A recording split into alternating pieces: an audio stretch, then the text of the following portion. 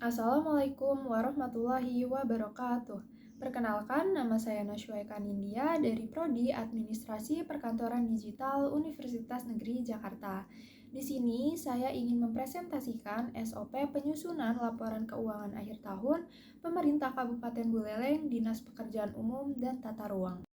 Berikut adalah topik pembahasan yang akan kita bahas. Di sini yang pertama adalah tujuan, lalu kemudian ruang lingkup, yang ketiga definisi, lalu dilanjutkan dengan dasar hukum, kemudian uraian kegiatan dan uraian prosedur, dan yang terakhir adalah flowchart.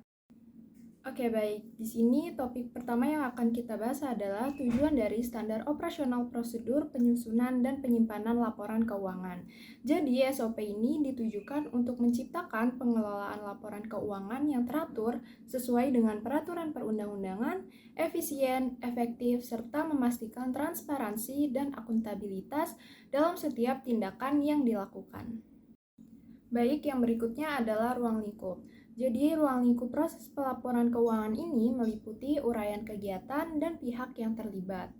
Selanjutnya ada definisi dari standar operasional prosedur itu sendiri. Jadi, SOP dapat didefinisikan sebagai salah satu panduan pokok mengenai tahapan yang berhubungan dengan aktivitas kerja yang dilakukan secara rutin maupun non-rutin dalam sebuah perusahaan. Dalam SOP juga dijelaskan mengenai penugasan yang harus dilakukan oleh individu tertentu. Misalnya, siapa yang berwenang memberikan persetujuan, dokumen apa yang harus disiapkan, dan permasalahan lainnya. Baik, yang selanjutnya di sini ada dasar hukum. Dalam menyusun SOP juga harus memperhatikan dasar-dasar hukum yang ada. Hal ini dilakukan untuk memastikan bahwa proses-proses yang dilakukan di dalamnya tidak melanggar peraturan atau undang-undang yang berlaku.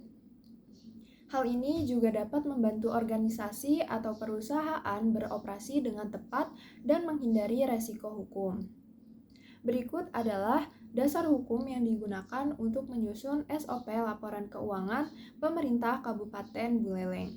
Yang pertama adalah Undang-Undang Nomor 33 Tahun 2014 tentang Perimbangan Keuangan antara Pemerintah Pusat dan Daerah. Yang kedua, Peraturan Pemerintah Nomor 8 Tahun 2006 tentang Pelaporan Keuangan dan Kinerja Instansi Pemerintah. Lalu yang ketiga adalah Peraturan Menteri Dalam Negeri Nomor 13 Tahun 2006 tentang Pedoman Pengelolaan Keuangan Daerah. Berikut ini adalah uraian kegiatan yang dilakukan dalam proses penyusunan laporan keuangan Pemerintah Kabupaten Buleleng. Yang pertama adalah data penyusunan keuangan. Lalu yang kedua, draft laporan keuangan dinas diketahui oleh Kepala Dinas. Dan yang terakhir adalah penyetoran draft laporan keuangan ke BKD.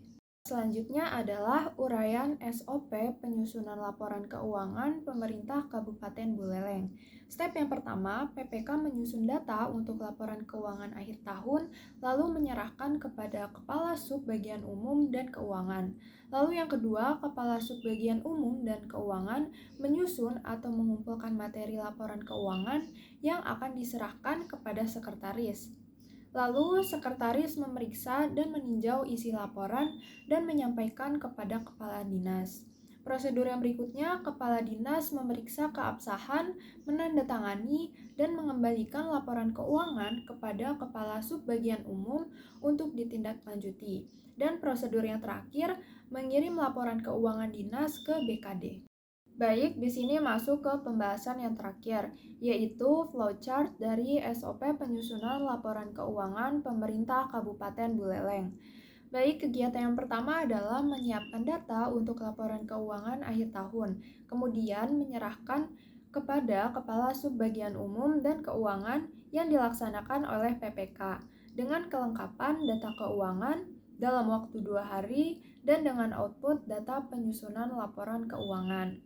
Lalu yang kedua adalah menyusun atau mengkompilir bahan laporan keuangan untuk disampaikan kepada sekretaris yang dilaksanakan oleh Kepala Subbagian Umum dan Keuangan dengan kelengkapan data penyusunan laporan keuangan dalam waktu 2 hari dan dengan output draft laporan keuangan. Lalu yang ketiga adalah mengoreksi dan memeriksa bahan laporan dan menyampaikan kepada kepala dinas. yang dilaksanakan oleh sekretaris dengan kelengkapan draft laporan keuangan dalam waktu 1 hari dan dengan output laporan keuangan dinas.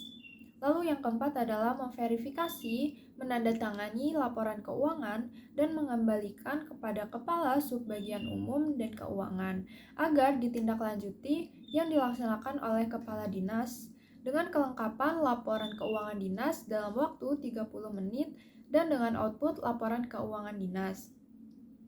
Dan yang terakhir adalah menindaklanjuti mengirim laporan keuangan dinas ke BKD yang dilaksanakan oleh Kepala Subbagian Umum dan Keuangan dengan kelengkapan laporan keuangan dinas dalam waktu 15 menit dan dengan output penyetoran ke BKD. Baik, mungkin itu saja yang dapat saya sampaikan. Kurang lebihnya mohon maaf. Wassalamualaikum warahmatullahi wabarakatuh.